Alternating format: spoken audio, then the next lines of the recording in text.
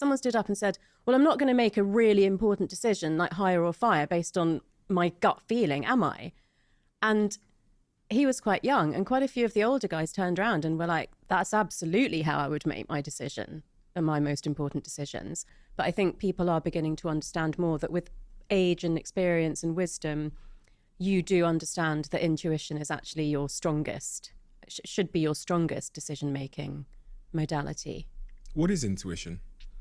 So because you can't remember everything that you've experienced in your whole life, but, you know, somewhere in the neural architecture and you know, in the gut neurons as well, that information is stored because you have experienced it. Intuition is the lessons that you've picked up along the way that you're not conscious of, but they're still stored in your nervous system.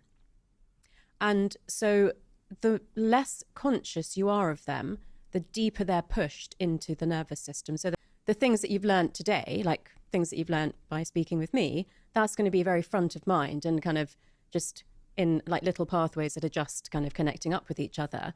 But stuff that you learned when you were 5, like when you put your hand in a fire and it burnt you and you never ever want to do that again, that's deep down. You're not really conscious of that, but you know, and other things maybe that you don't recall.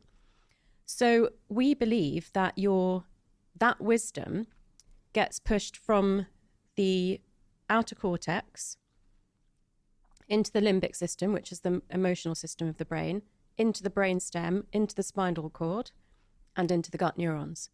And that's why they sometimes call it gut instinct, because it's that feeling of knowing something but not knowing why you know it. But it's actually to do with the fact that you have wisdom and experience that is, it's embodied in you, but you're not conscious of it necessarily.